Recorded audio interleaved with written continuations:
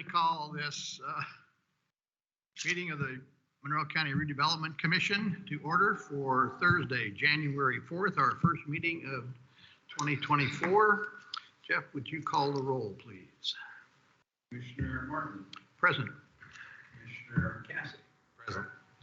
Commissioner McCarty. Present. Commissioner Keesling. Here. Commissioner Tucker. Present. Voting members present and Right. Okay.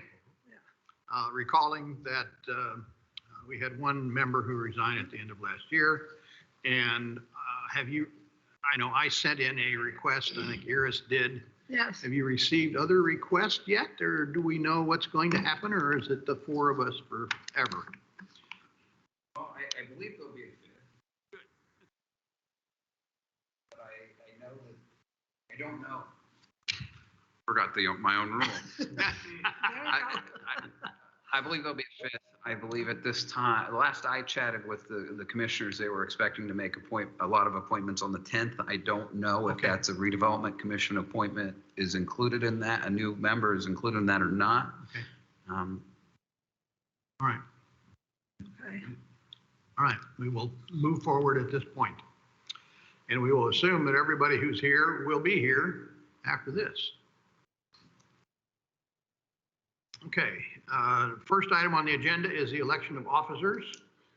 Since we are appointed for an annual period, each of us is an elected that is a voting member. We have to reappoint our officers every year. We will have 3 officers, Right. The president, vice president, and a secretary. Correct. Okay. Jim Shelton was our vice president last year. He's no longer with us. I was serving as president. And who was serving as secretary? Iris. Iris was secretary last year. Okay. Yes. So those were our officers last year. Does anybody want to make a motion for officers for this year? I'd like to make a motion, Mr. Chairman, that I nominate you, Mr. Martin, as president of the RDC. Look at it in there quite correctly. Second. Do you have do we have a candidate for vice president? The new position. So do you want to do the secretary again? I can do secretary if you want me to do. Let somebody else take. Which one of you wants to be the vice president? I could be vice. Okay. I'll be. All right, I'm gonna move that Colin is the vice president. Okay. Call for roll. Vice and Iris will That's be the VP. secretary. The secretary, yeah. All right, so we have motion and second for myself, Richard Martin as president, Colin McCarty as vice president, and Iris Keesling as secretary. Please call the roll. Commissioner Martin. Yes. Commissioner Cassidy. Yes. Commissioner McCarty. Yes. Commissioner Keesling. Yes. Motion is approved 4-0. Okay. Next are the minutes from the meeting of November 15th. I have been through them. The only thing I saw was that Lisa's last name is not history.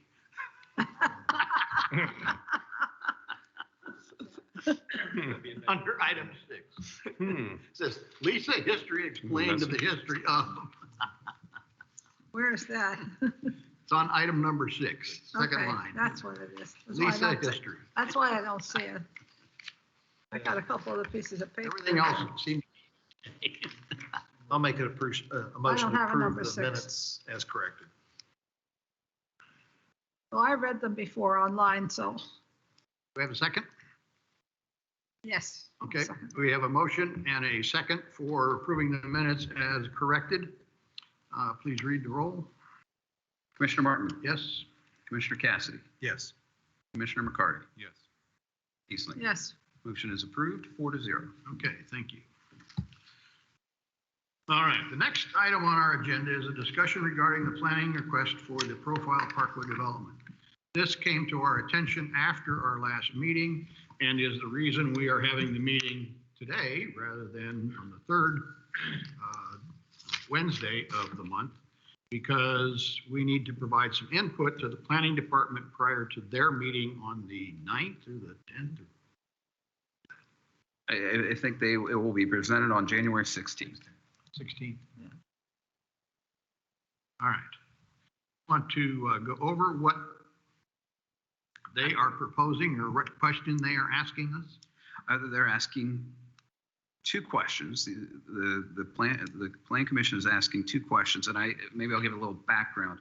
The history, I think, of this request is that when this PUD was put into place, included in the PUD was that any use or any requests like this would come to the Redevelopment Commission for input. If you recall, when the heavy equipment, McAllister's went in, this also came to you guys, and you looked at things such as how's it going to look from the road and those kind of issues. And so I think this is part of that conversation. Specifically, the Plan Commission asked two questions.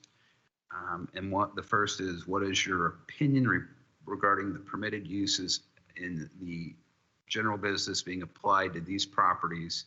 And they gave a link to a packet. And two, what would the RDC generally like to see developed at this location? So I think one is pretty specific to that, to the request, and the other is what else, I mean, what other things should the Plan Commission be looking at for these other areas? A reminder, we opened up this area. This was the former ABB manufacturing site. We opened this area up when we built the extension for Profile Parkway. And so this is kind of being developed because of the expenditures at the Redevelopment Commission. I would note that in the packet, or in that email, that it showed two parcels, which are the most, I guess, northeastern part of that. That diagram's a little misleading because whatever base they use did not take into account the fact that we traded a little bit of right-of-way going south off Profile Parkway for the right-of-way going north off that roundabout so that we could do our vernal pipe project. However, if you looked in the Plan Commission's packet, the diagrams certainly reflected that. Have that diagram. Yeah, I haven't seen it. They should be able to cast. Don, do you have that diagram? Sorry, can you hear me? Yep. Okay. Are you talking about just the diagram that's in the packet or in the email? In the packet. In the packet. In the Plan Commission packet. Okay. Let me try to find it here real fast. One in the email is probably 5 years old, 10 years old. I would think so. Let's see. Share my screen.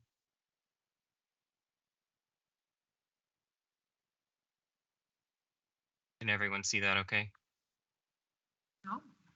Now I see Nope, something. now we can. There we go. Okay. It's a little pixelated, but it's lots number 6 and 7 of the Pinnacle Business Park major subdivision. Be these two right here. Okay. So, sure. Yeah, that's good. Thank you. This is our right-of-way we got for the. This is one of the lots. This is another lot. Yes. Do that again. And there is an area on this lot.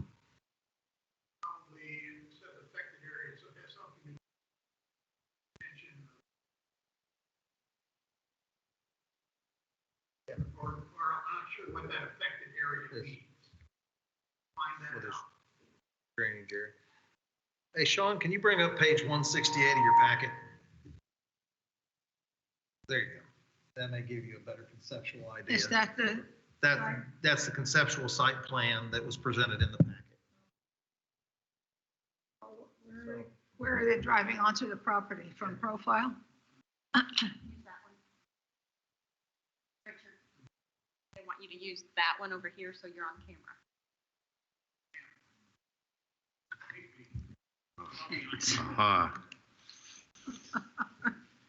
Okay, so our extension will come up this way, across the railroad track here.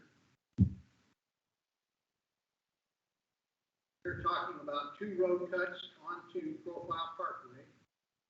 None of them over here, which this has all been sloped down. Because like they've got 2 buildings. These look like they're probably rental use or something like that. Then they've got a few parking spaces here and looks like this doesn't tell me what they do with all the other open ground. Staging. Trailers. Well, they're gonna be Doesn't storing tell me what this equipment. affected area is over here. And No. just to correct one of those, I believe it's going to be one lot. They are only, through our permitting process and talking to our engineer today, there will only be one driveway coming off Profile Parkway permitted. The new profile. One driveway. Correct. So the only this one over here, somewhere in there. Yeah, where it's already been through, I believe, in our OpenGov and part of the process. And I believe the 2 lots are one, and therefore will only be permitted the one driveway access. So they merged these as To my understanding, I just kind of got a brief history this afternoon since everything's conceptual. But after talking to Paul Satterley, our engineer, and Ben Ayers, our project manager, there is only one driveway permitted. All right. And it is onto Profile Parkway.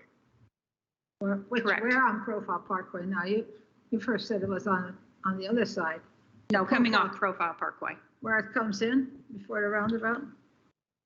Yeah, before the roundabout, west of the roundabout. Not one farther up. No. Okay, well, that's what first was acknowledged. That's why I'm asking that. Okay. So what are the uses for that property? I mean, I haven't seen the list at all. I think Sean could give you some of those answers. Yeah, I can pull up the uses here. Just one sec.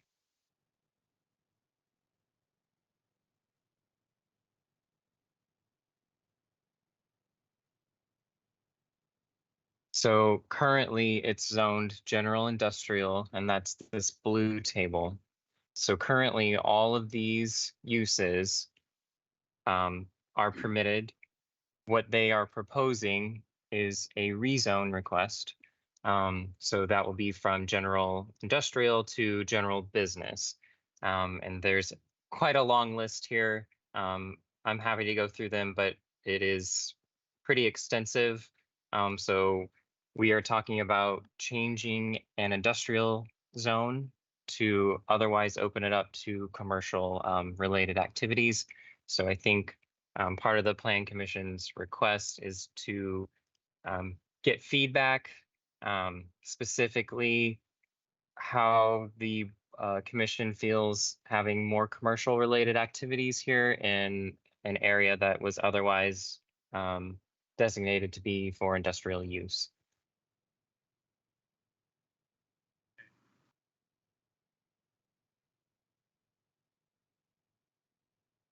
I guess one of our considerations would have to be, how does this business Yeah. differ from the McAllister business, which is another rental kind of business, say rental sales kind of business, which would be conceptually very similar to the U-Haul, although their scale of the things they deal with is quite different. So that would be one way to think about this. The other one, it would have to do with the general notion of employment, industrial employment versus business employment. Mhm. Since we have an area which is ostensibly designed for industrial employment at this time. Certainly another one is going to be the impact on, what impact there might be on traffic on Profile Parkway. our capacity to deal with that, I think would be too difficult, given the way it's been designed. Then there's the more aesthetic issues that we dealt with McAllister along Curry Pike, which had to do with screening, making sure that the equipment was not on Curry Pike itself. It was back off where it wasn't quite as obvious. Certainly here, we've got the same kind of thing, a lot more pieces and parts of trailers and box trucks and stuff like that, and whether they should be towards the rear and the buildings to the front, or how that ought to work out. Certainly, to some extent, that's got to be the choice of the people who are doing the work there. But if we change to a general business, then there's no guarantee that this is the business that's going to be there forever. It could be there for 5 years or 2 years or 20 years. And we would be getting the zoning of the general business rather than a particular business in the area. Those are the kind of things I think we should probably focus on at this point. Anybody got anything else they think we ought to consider here? Take into consideration what our purview is in regards to it. Is this looking at a rezone here versus what the existing usage is? Our purview is based upon protection of the TIF and the revenues accordingly, or is it simply a recommendation from an aesthetic standpoint what our opinion would be in regards to what the usage should be? Because we're looking at a site here on the ABB site, which for all intents and purposes, the area was a brownfield and has been underutilized since they removed the factory 20 years ago. So we've, as a county, have put in an extensive amount of infrastructure accordingly. And with that, are we looking at the reuse of the property in order to get it back on the rolls?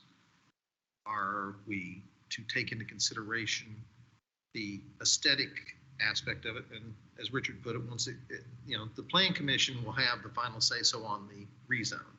Our portion would be simply giving them a recommendation and what the aesthetics of how we would see that going into the.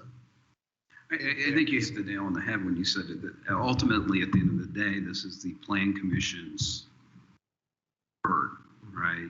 They've requested your input on their decision making. I think, in my mind, your first cap should be, as the Redevelopment Commission, how is this going to support or detract from your goal, which is redeveloping the property to put it in use in an appropriate manner, right? And it's a little bit awkward because we've as an attorney for the Redevelopment Commission, I've always said that the planning department, the Plan Commission, gets to determine what's the best use of the property, and that you guys, when you're looking at creating TIF districts or doing something in an area, that is a piece of information for you to use. This is something that, and you guys have used this as kind of, it was zoned for industrial, and that's why I assume it was included in 1992, 93 into this TIF district. So, and you've put infrastructure in place. One is a general business use conflicting with what your end goal is, or is it just different than what you imagined before? Is there a conflict, or is it just different? I think is kind of a question to ask. I do think that the reason that you guys were included in looking at this area in the PUD at the beginning was due to wanting to make sure the streetscape was compatible with other things going on in the district. So I think there is an aesthetic component to that. Okay. But those are kind of the two ways I would look at it if I were you. So, of course, like anything, our highest best use we'd like on all redevelopment area would be large, high wages, great property values, and move forward. But we also have that circumstance of, as we redevelop in our community, the property being put back into a use. as opposed to just sitting idle, hoping that something will come. And I could tell you that each piece of this property has an environmental restrictive covenant on it, that there are things you can and cannot do on this property. That area is included in that. Effectively, this entire property that we put into reuse by utilizing the TIF. Lisa doing a great job on the road and the aesthetics that we have, in the end is a brownfield that we're bringing back into our community from a economic standpoint. Now, we never can say what'll happen 100 or 20 years from now, as Richard indicated, but putting something back in, it's our peer review to make sure that the aesthetics occur. Now, what is our mechanism to assist in what we'd like to see from an aesthetic standpoint to enhance that area? Is that, as we put forth on the McAllister property, that it was bermed so we didn't have? It was bermed from Curry and vegetative buffer along Profile Parkway, and I'm sure they're going to have the same kind of vegetative buffer requirements here because that's part of the planning. I would assume so, but I would let Sean speak to that if he can. And are they looking at both those lots or just the one lot? Both. I think they're looking at both. Pardon? Both. And are they both for the same purpose that's being suggested? We don't know. Okay. Yes, that's correct. It's for the same purpose. As we're looking at the diagram on there, 168, is that an indication of what the conceptual lot layout is? And Show us again. yeah, if you could show us again so we just have an idea of what we're looking at, because the question is, from an aesthetic standpoint, we've got vegetative cover that we're looking at on Profile, and as we go over with with the bridge, you're going to be looking down on this anyway. So the question I would have in regards to it is the three buildings that we're looking at, looks as though we essentially have two buildings and some sort of building off to the back and a large parking area. So when we get into the aesthetics of things, what we're primarily looking at here is, how do we buffer something of this nature that doesn't hurt the business and hurt things, but gives us the proper aesthetic value? Is that what planning's looking to do?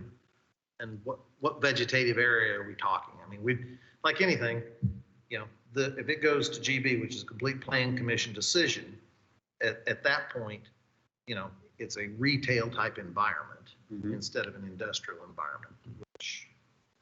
Yeah, that's correct. What's the adjacent property and the zoning for it? I'm sorry, what was that? To the east, we have a substation. Is that what that is? That's where the substation Okay. is. To the west, we don't have any prescribed use yet, all the way over to Curry Pike. To the south, you've got,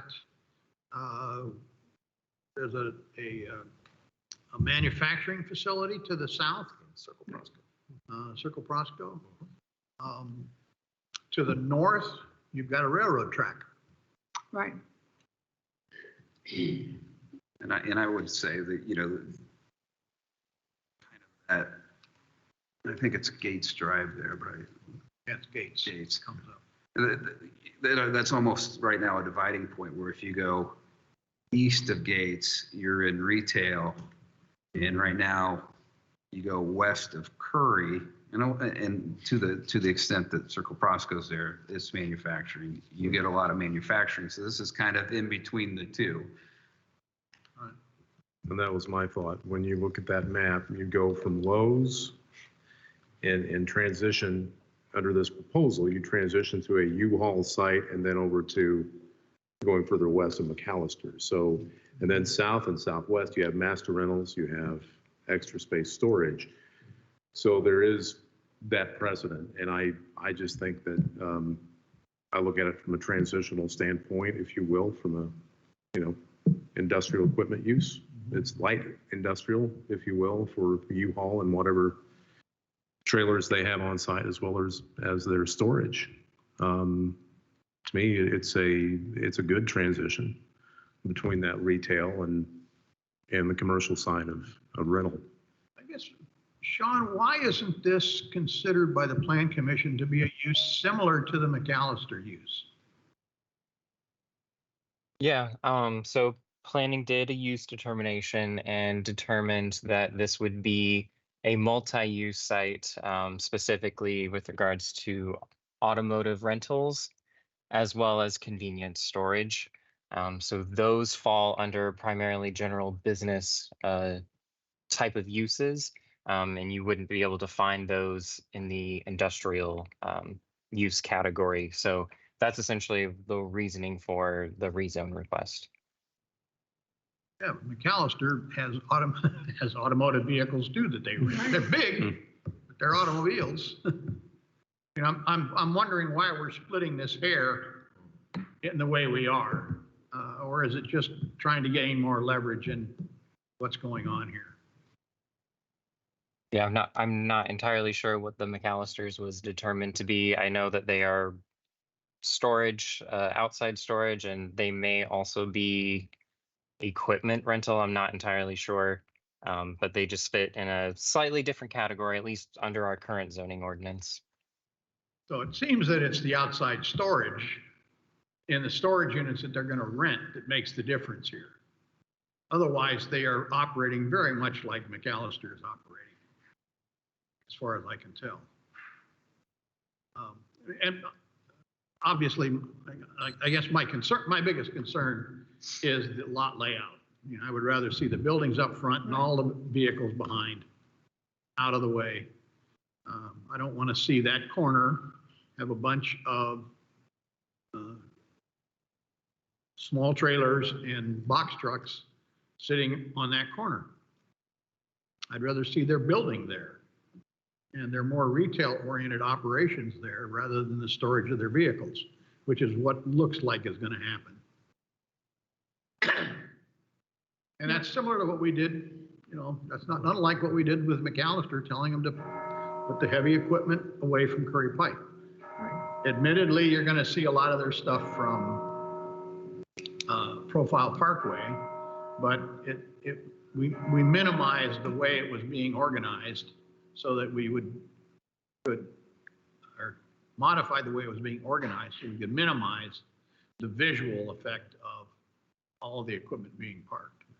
And it'll give a much different impression too between big earth moving equipment and a bunch of small trailers. And I really would like to see the lot rearranged so that the visual effect is lessened on our roadways in that area precisely because it's a transition area to a retail where we've asked them to put, you know, those retail buildings are along Gates Drive. Right. And so I think it would just make more sense from a continuity perspective. But there's, you know, all we can do is offer input at this point. I will say that representatives from U-Haul are also on here. If the commissioners would ever like to hear them speak, I think they definitely have maybe a presentation available, if I recall correctly. I just wanted to bring that to your attention. Okay. Happy to see it. Yeah. If they've got a moment to present. Yeah.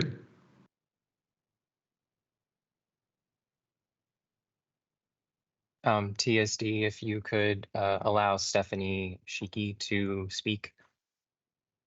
Yeah, just before we get started, I had one other question for Jeff. One of our concerns is the value of whatever is being built in terms of its revenue generation.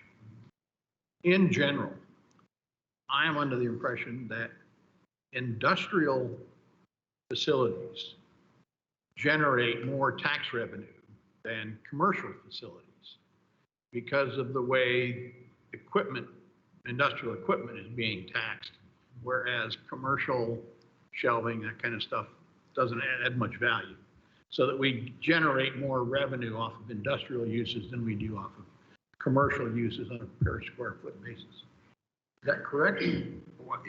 If you mean we being the county as a whole, then yes. I would say the TIF district outside of my memory, the Curry Profile TIF district, we do capture the personal property into the TIF district there, but I don't think we capture personal property into a TIF district anywhere else. So from a redevelopment TIF funding perspective, no, unless the quality of the building, the size of the building, and those kind of things are different from industrial, then, you know, clearly the more expensive the building, the real property taxes are changed. But from a personal properties perspective, it would affect what comes into the county, but not necessarily affect any of the TIF revenue. Okay. All right. Thank you. Okay. Just to follow up, I think the one storage facility that is located on Curry Pike generates about $50,000 a year in property Can't taxes. hear you. The Curry Pike, the storage facility across from Curry Pike, or across from the General Electric on, directly across one space storage, or extra space storage, it generates about $50,000 a year in taxes for the Monroe County GIS. So from a revenue standpoint, as we look at this, the real property, it'll be the tax revenue that will be captured in the increment, what we have in existing property tax on that parcel, which I think is about $5,000, a little over $5,000 a year. So that increment that will occur, we will capture in that to help repay into our existing TIF to help pay down our bonds that are already there. Okay. What kind of time frame does it take for that to occur? Is that a 2-year time after it's built?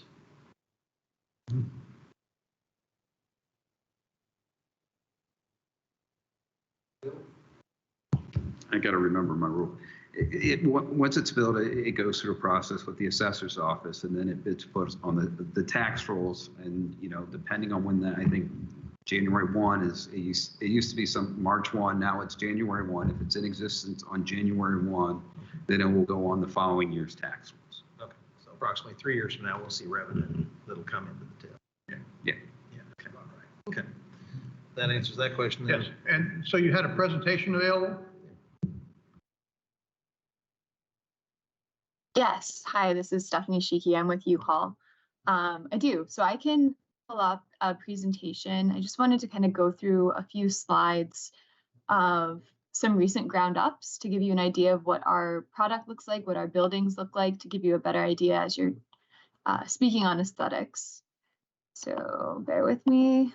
I'm going to skip through a lot of this text just so as not to add unneeded time, but if you have any questions, please let me know. So this is a recent project that we did in Houston, Texas. So our buildings follow much more of a retail commercial aesthetic. We have windows, we have a retail component on the ground floor where customers can come in and buy moving boxes, tape, packing peanuts, things of that nature. So there is a retail component to what we're proposing here. And I'm just going to kind of cycle through a couple of these. Keep in mind, they'll look different city to city just based on design guidelines, which is just kind of to say that we make sure that we follow whatever the city or the county design guidelines are. We take into consideration what's around us. This is a property that we have in Fort Lauderdale, Florida. This one is in Elk Grove, California, and you can kind of see here, or here rather, where we have that retail component for customers to come in and purchase moving supplies, as well as the transparency on each level. I think that our buildings truly look more, like I said, retail commercial than an industrial site. And I know sometimes when people think rental of vehicles or storage, sometimes maybe a building that doesn't look so nice comes to mind. But we have another one here in Phoenix, Arizona. This one's in Lake Wylie, South Carolina. And then lastly, this example from Laveen, Arizona. So again, just wanted to give you a couple examples of what the building itself could potentially look like. And if you have any questions, I'm happy to clarify or answer anything. So I have a question on, Stephanie, on how you choose your design. They're well-designed buildings. I do like the exterior.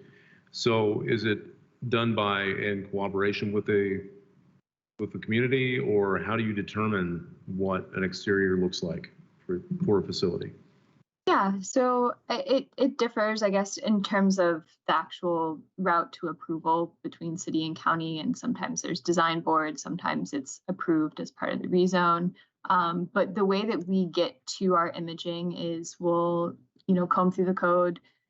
We have an in-house art department, so they take the code that we provide them and they make sure that they meet all the criterias. If there's certain transparency requirements or material requirements, things like that.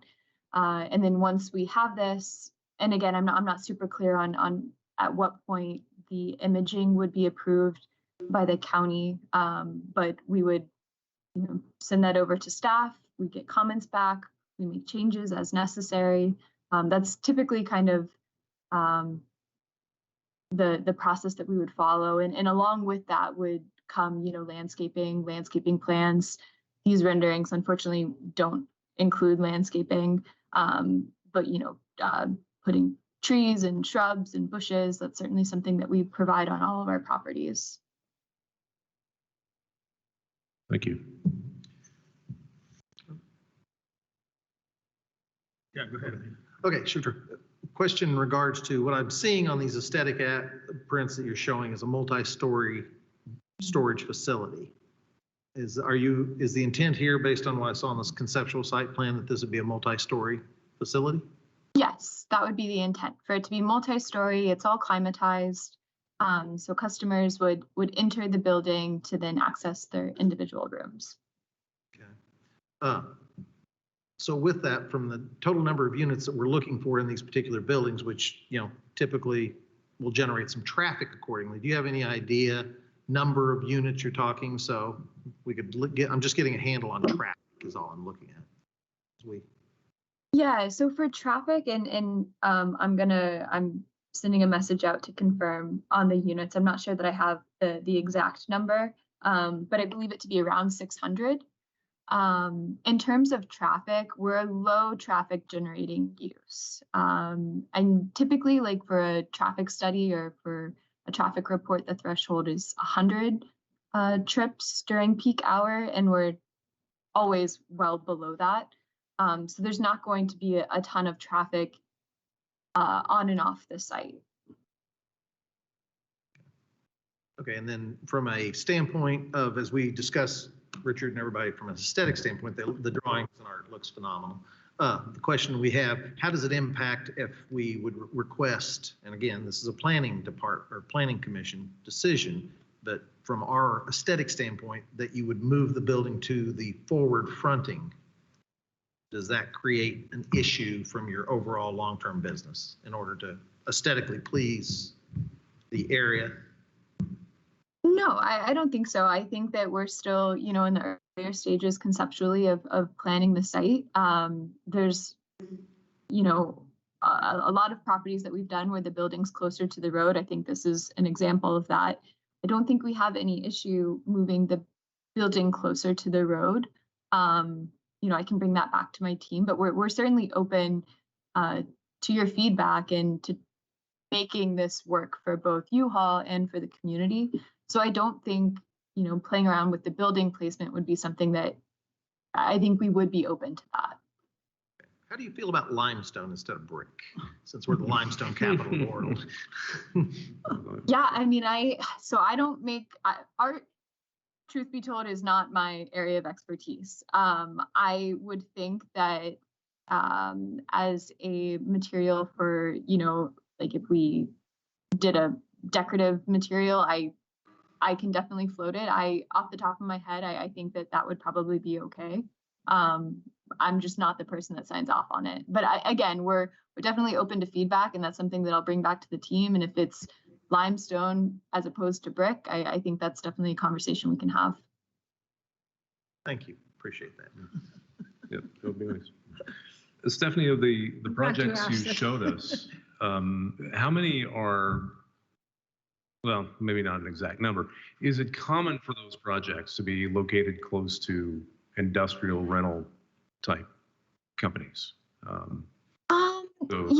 So rental would be your neighbor, for example, just down the street. Is that the sites you showed us, are those in those type of industrial areas, or where could you find those?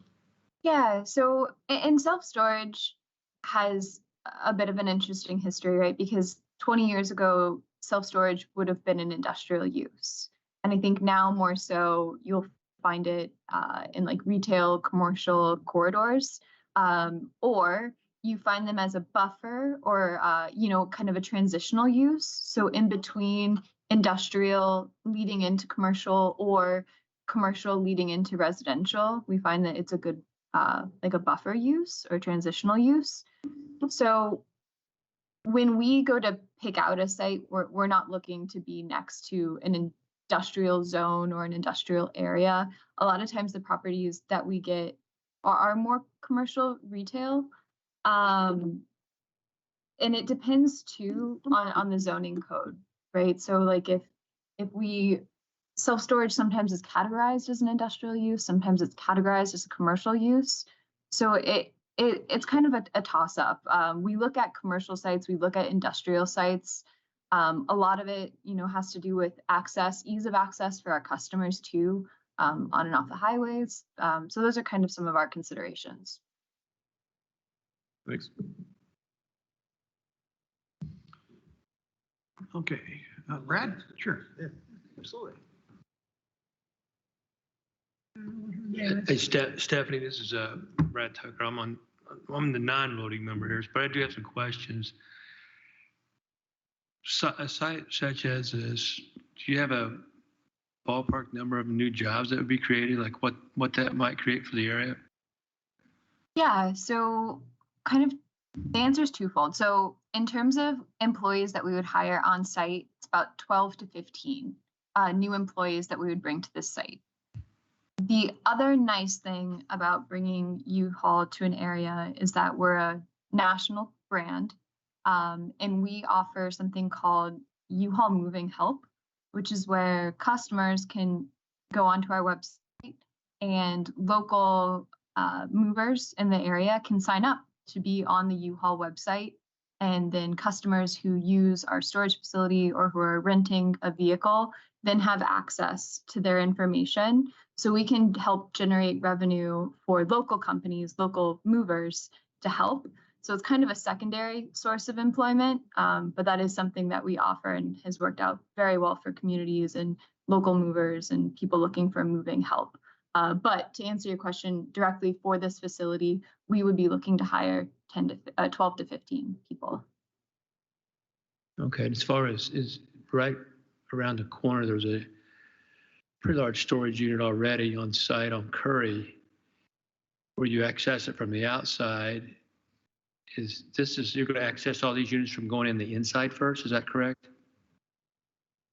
Yeah, and I can bring up our site plan here because I want to make sure that I answer your question correctly. So this building here that we're proposing is the 3-story climatized self-storage building. So this building, all access would be through the interior of the building. Right now, we're also showing over here what we call sustainable storage, which is more the type where people could drive and have access to the units from the exterior. And then this building would be interior self-storage as well. Okay, so one of the, I guess in my opinion, it's unsightly, but the storage unit that I'm referring to nearby, my wife utilizes one of those units for her job, but they have exterior places where people park RVs. There's broken down cars parked there. Are there going to be storing things outside as well? Are they going to rent outside storage areas or even pods? Are they going to be storing pods there? Some of the rental places are doing that now. Right. No, so nothing would be stored outside a building. So this area here for proposed equipment shunting is where we keep our vehicles in between customer use. And I can zoom in a bit.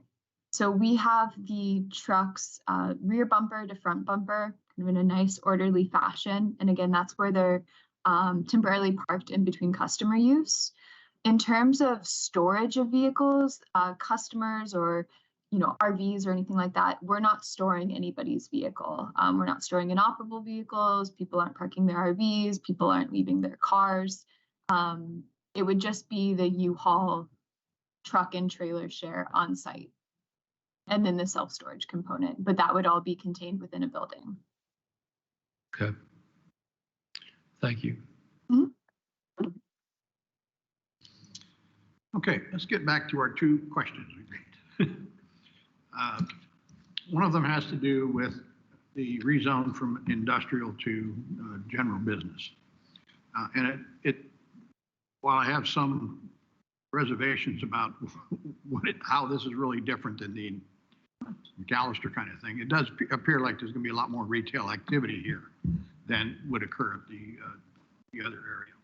So that if we change it from an industrial zone to a general business use, I'd like to know that the site plan requirements for general business use would be implemented in such a way that this site has more of a commercial business character to it, similar to what we're seeing in the commercial areas along Gates Drive, which would be building more forward into the corner, as in many of the presentation slides that Stephanie gave us, that they orient the use of the lots in such a way that most of the storage is rear facing or to the rear of the lots rather than having the buildings at the rear of the lot.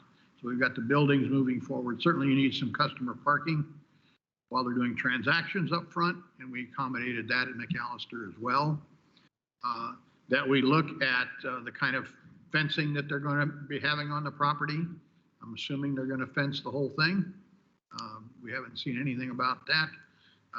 I don't think we need opaque fencing, but I'm certain it's going to have some kind of fencing on it. It'd be nice to make sure we understood what that was going to be. And whether the single driveway was actually going to be suitable for the traffic that they are expecting. I think staff has probably worked on that area, and that the single driveway is going to be big enough. My only concern would be to make sure it's far enough away from the roundabout that it doesn't present a problem, but I don't think that's too much of an issue because speed is not high in that area anyway because of the roundabout. And so that moving towards the general business is fine as long as it looks like a business use and it meets the kind of business expectations we have. It is not inconsistent with our expectations for development there. We would like businesses that generate more employment, but this is not inconsistent with other things that we've got there. And quite frankly, we are going to take what we can get, pretty much. This is not a real high impact use, and if somebody comes along and wants to put in a 300 employee business on this location and wants to pay for it, then it can be turned over into that without too much difficulty given the way they're going to be constructing here. So I think those are the kind of things that I think would be of use to to me as a planner, having sat on that commission for many years.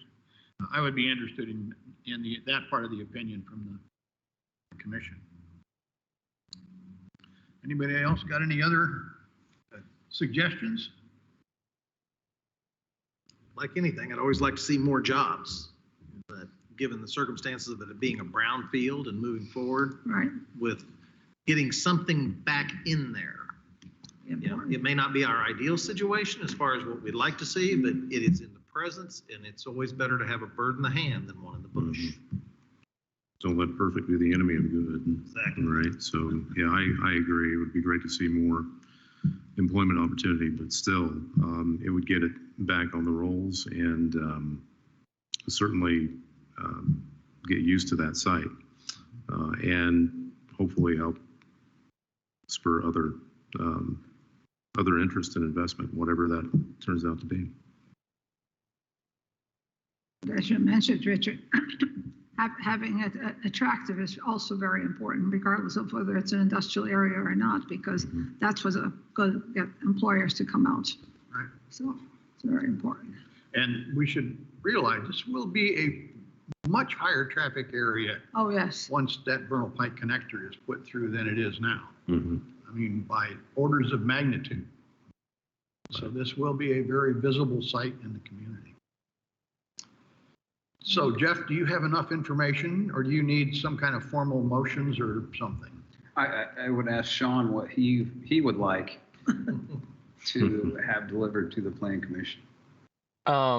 So it sounds like you answered the first question pretty well, and just maybe seeking more clarification on the second question, which is what would the RDC generally like to see developed at this location? But it sounds like maybe you're leaning towards businesses that offer more employment opportunities, but given the circumstances of the surrounding environment, as Randy mentioned, is it correct to say that you would be favorable towards a development like this? Like convenience storage and automotive rental, that is.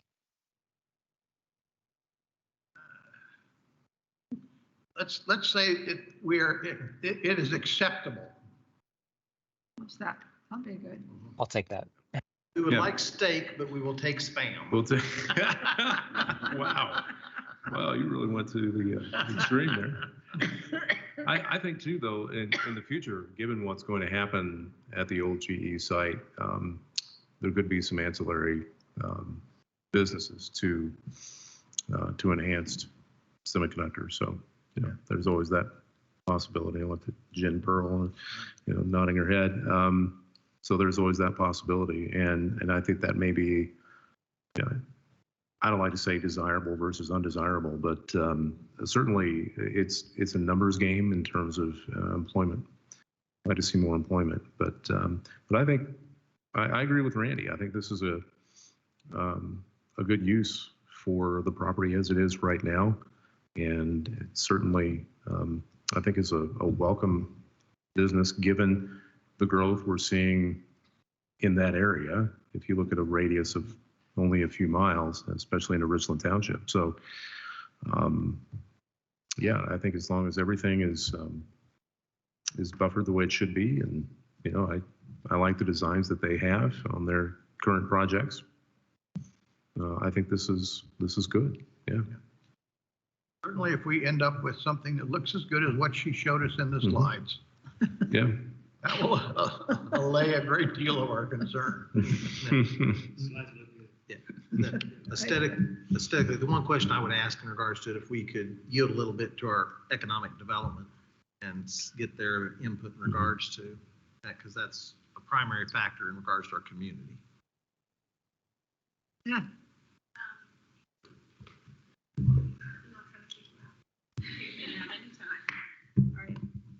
Thank you so much. I'm Jen Pearl. I'm the president of the Bloomington Economic Development Corporation. I actually had one clarification. Has the property already been purchased? I don't believe U-Haul themselves have purchased this property. Stephanie. Yeah, could that's confirm. correct. We're under contract. We have not closed. Under contract, but not closed. Okay. That's helpful to know. I think that generally speaking, many of the points that you're raising about employment in our community are important.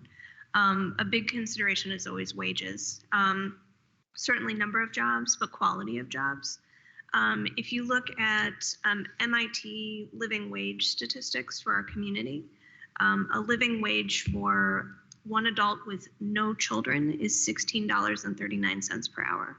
If you have one adult with one child, a living wage jumps to $32.98 per hour, which is about $64,000 a year, roughly. Our median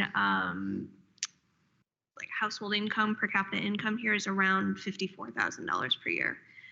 So we have seen increasing costs of living in our community. When you look at housing costs, And this comes from the Indiana Board Association of Realtors. Our median year-to-date home sales prices as of October were around $300,000 per year, compared to around $180,000, $190,000 in Lawrence County.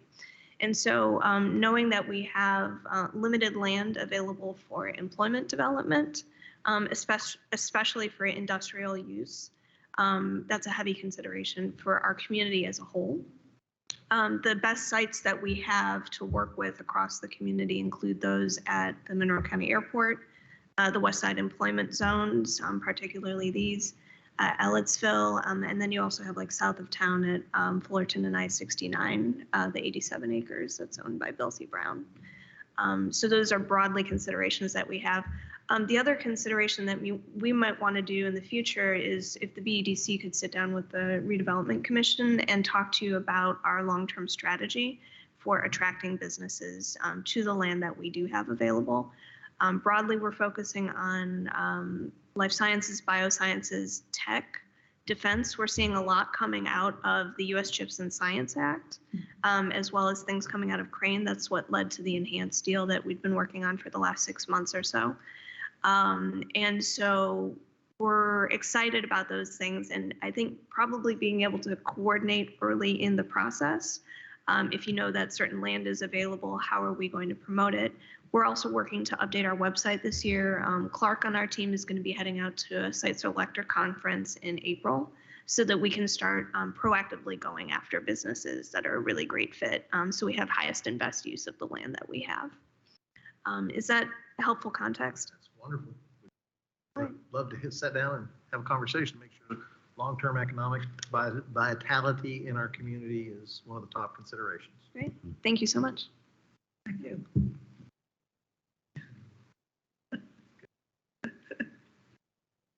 Sean, do you have enough information? Yeah, I think so. I don't know if Stephanie wanted to add anything. I don't believe I have anything to add at this time. I just wanted to thank everyone for their time and their feedback. It's definitely valued and appreciated, and we hope to be in your community. So thank you for your time. Good, thank you. And Stephanie, we don't know where you are, but we'd love for you to come visit our community. Would love to. Look forward to seeing you. Okay. Thank you. All right, we have claims to deal with. We have 3 claims today, 2 from Yasmin Stump, one for $417, one for $12,362.15.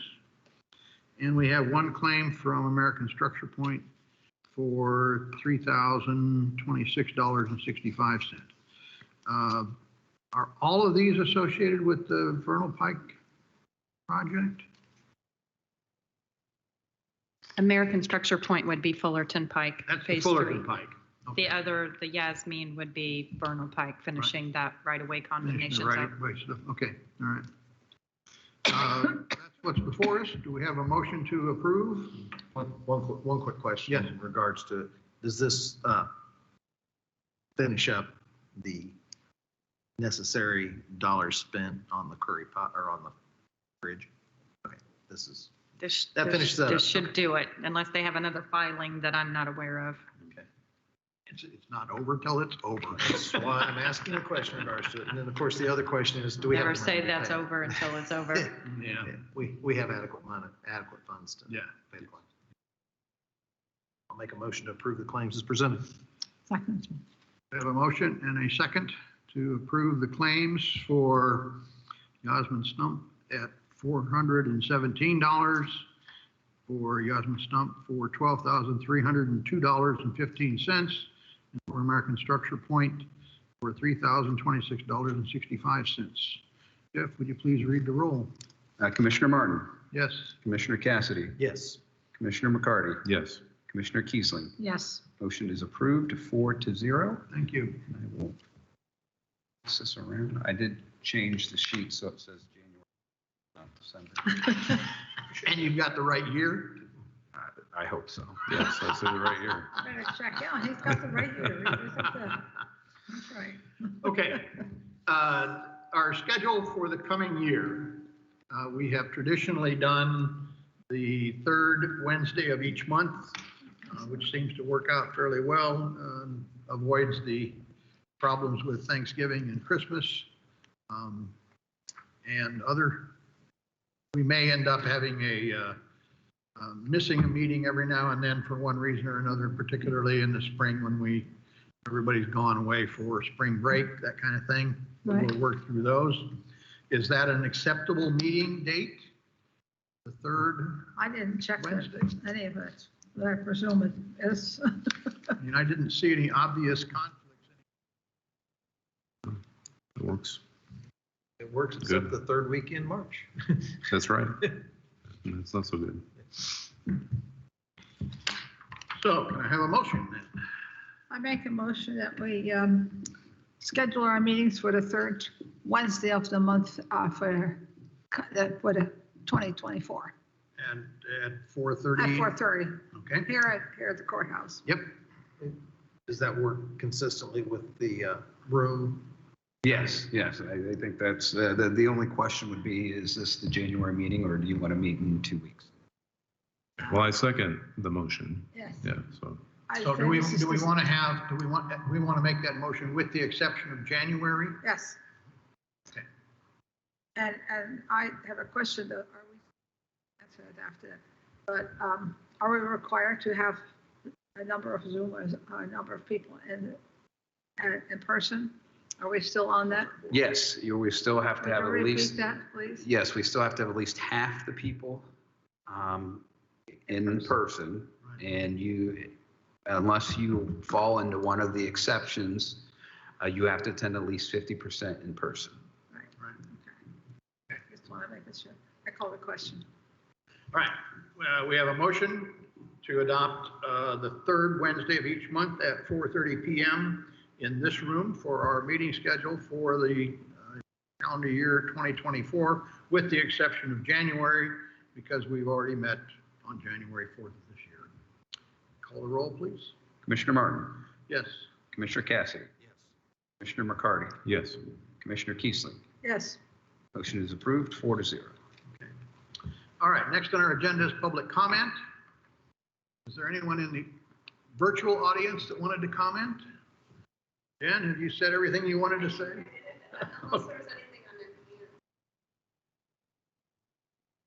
I was just going to bring that up during staff comment, just to give an update on what happened. What's that? I didn't hear you. She was asking about the project we were working on with the GE building, and I said I would bring that up. Yes. Why don't you go ahead?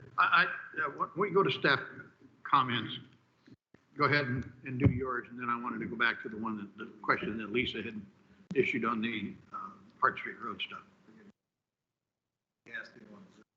I did ask if anybody on Zoom wanted to Looks make a blank. comment.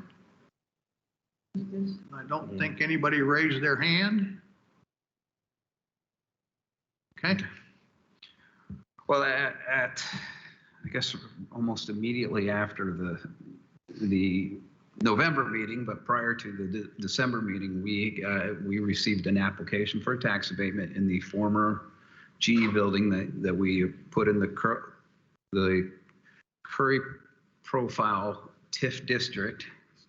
And, as we know, we formed that for Cook because they were going to purchase the GE plant and they had all kinds of plans for it.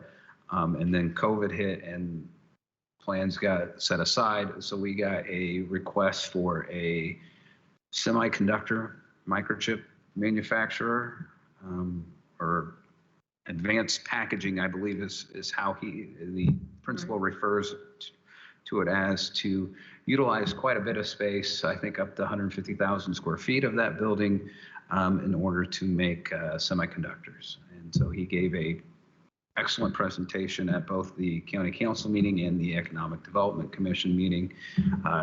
If you want to learn more about what they do, I'd tell you to watch those, because he did a very good presentation from a community perspective, the estimate was, I believe, 250. I know it was 250 jobs with the average wage over $100,000.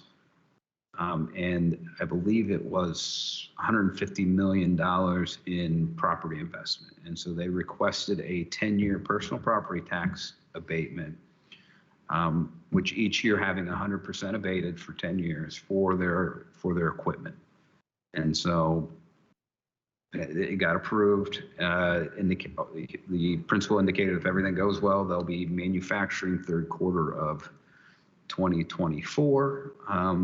He also indicated that things rarely went like clockwork, and so it may be a little bit, but it was a very, I guess in my mind, those numbers of investment along with employment and salary, I've not seen before.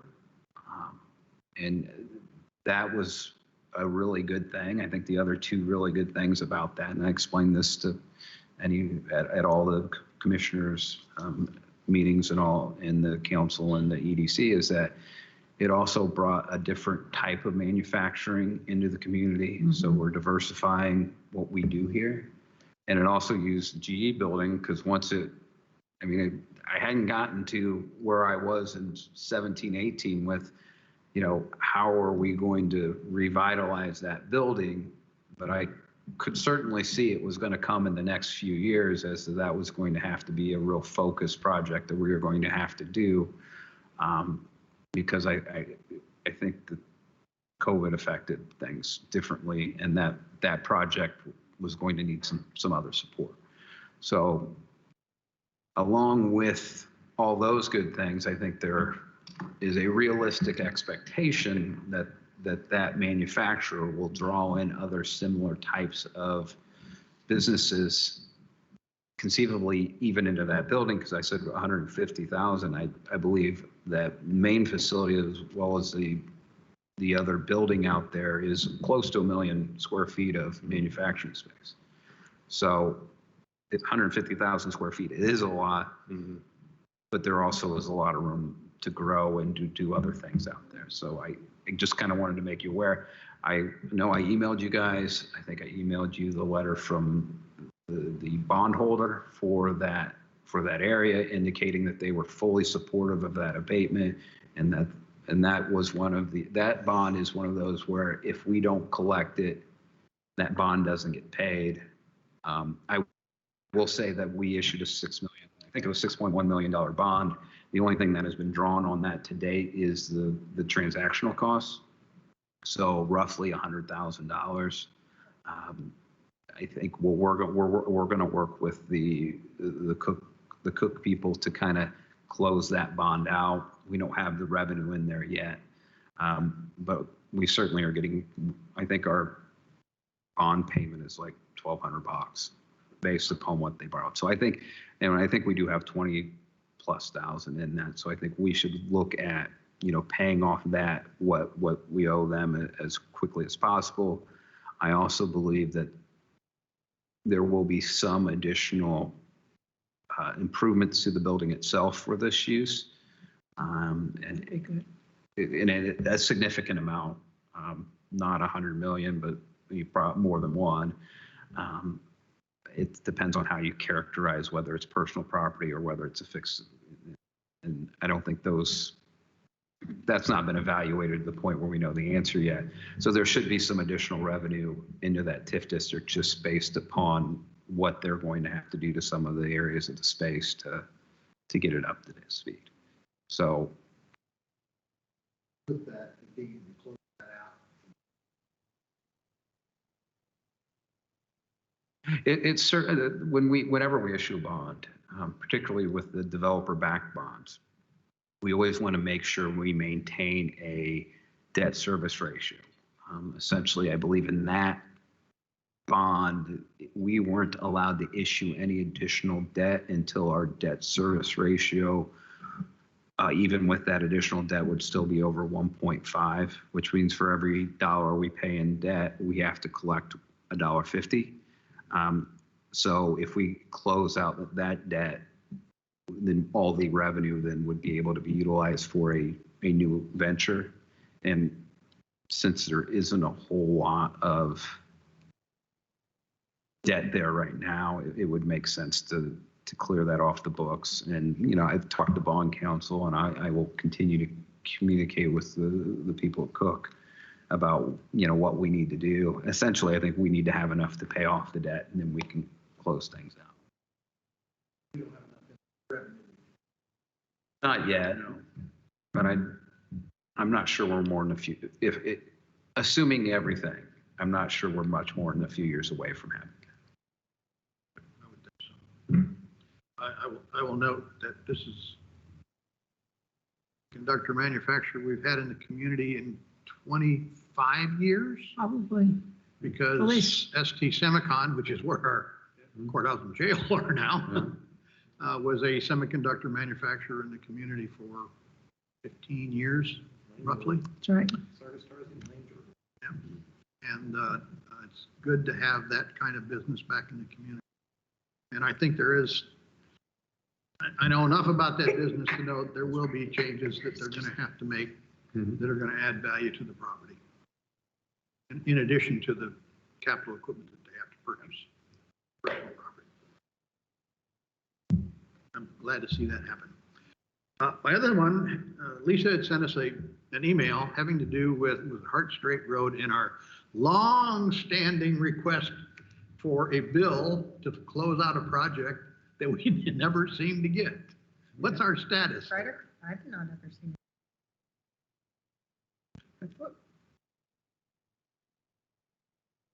I think that's the answer. We have no idea what the status. At one point I thought that maybe I'm thinking of Profile Parkway, where we were waiting forever on that, and then I thought we received that final bill. So we've got another project. We did get, I remember talking about the final bill there, but I still haven't seen a claim come through. I have this lingering that there was a Hart Strait that we had expected, and there was money sitting out there to pay it, but if it Bond's doesn't still happen, open. yeah. And if they're not going to bill us, then let's close the project. Was it the 2015 when it was Hart Strait Road? Yeah, it would have been 2015. Oh yeah, I mean it's been 5 years.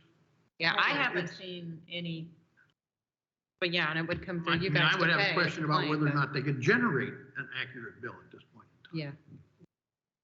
Say, generating accurate. But the question is, we had this issue with Mainly Hart Strait. Yeah. Yeah, it's Hart Strait. To my knowledge, I haven't seen anything. And again, it would have came to the board as a claim to pay. And We haven't seen it. so All right. I'll check on that Would again. the two of you give us a definitive recommendation about what to do at our February meeting? I mean, Fisher. Yeah, I sent email after email. I called Jeff and. Well, I think a letter from our attorney saying, look, if you don't send us a bill, we're going to close it and you won't be able to, would be appropriate, or something like that. Okay, I got it on my list too. Okay. Do we have any idea how much it would be? Not much. It was just finishing out some quantities and stuff. I want to say the last time I talked to Jeff was last spring. And he had just had surgery, and he said he was going to have plenty of time to sit down and figure it out. And That's one way to do it. And then he got busy. still be figuring it out. So Then he got busy. Okay. I'll go back to our office too and make sure. We'll make sure it's communicated to them that if we don't have the meeting, the bill by the February meeting, then we are going to take some actions that they aren't going to like. Yes, something appropriate so that it's not hanging out in limbo. So Richard, where are we on the residential TIF? Okay, residential TIF.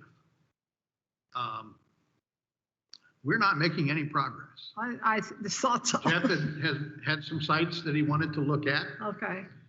We have tried to contact a couple of people who didn't want to be contacted, apparently.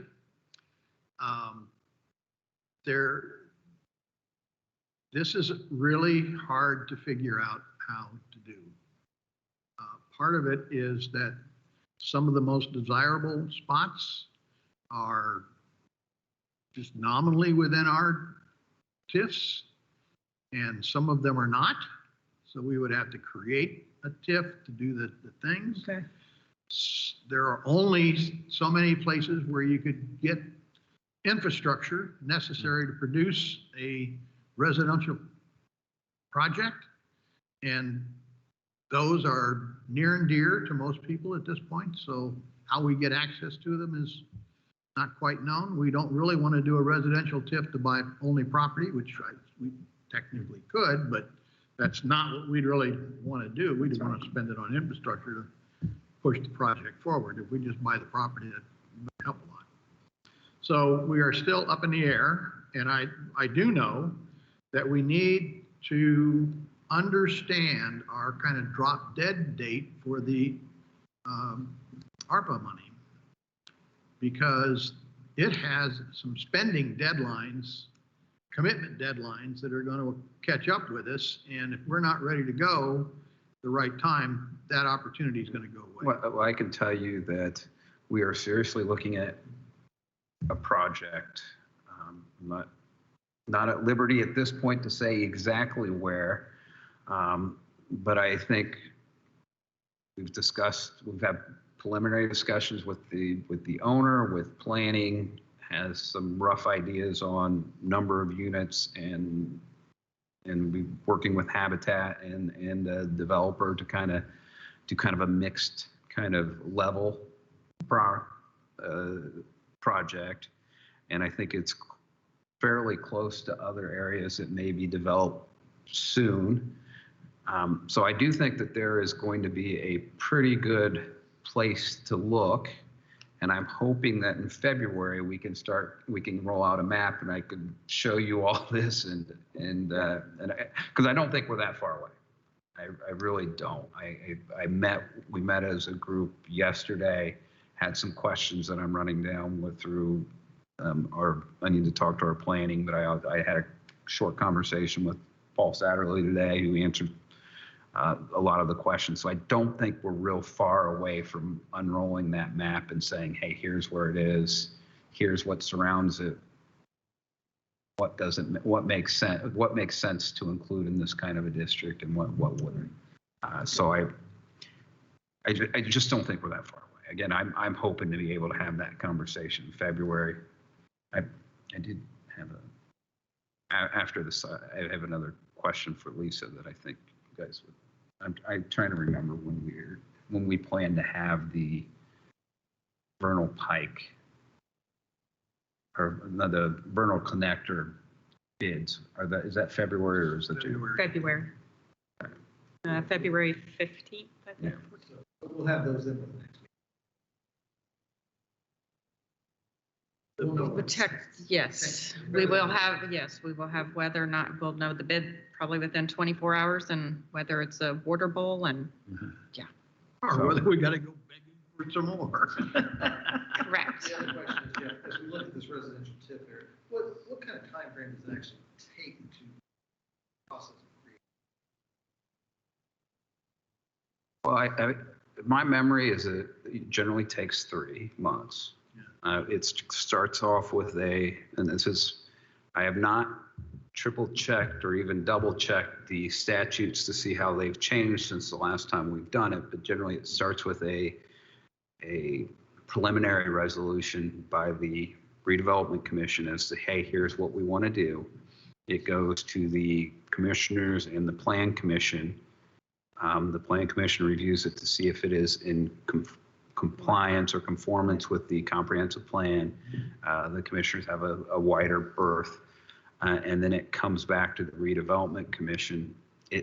I say three months, but every time we've done this previously, we've always included some kind of debt acquisition, and I'm not sure that'll be necessary, at least initially, with this. So that may shorten it a little bit. But every time I've done it, it's generally taken at least 3 months, and it's generally included issuance of bonds, which has its own. It generally takes 3 months to issue a bond too. So I don't know if my memory of 3 months is My memory is that it's because of both, and we just overlap them. But there's a possibility that it might be a little bit shorter because we've always timed it with the bond issuance. Okay. Any other staff comments? Fullerton Pike goes to letting January 18th. January. Yep. We might get a bridge yet. Yeah, and actually, I think it was December 21st, NDOT threw $1 million into the bridge project outside of the MPO money, which is about 2.8 million. Still way underfunded for that project, but there's still hope that she'll, I keep talking to Kathy, asking if she can throw a little bit more to it. So we will know around the 18th. We gave you what we had. You did, and I'm trying to save as much as that as I can. So, Okay. So yeah, you'll know more by the end of January. Okay. Iris, any more comments? That's all I've got. Brad, any? Thank you. Colin? Randy? Nope. No, the only thing, I don't know if Sean's still here, appreciate your presentation. Thank you, Sean. All right, and I don't have any either. With that, do I have a Move we motion to adjourn. adjourn? Move we adjourn.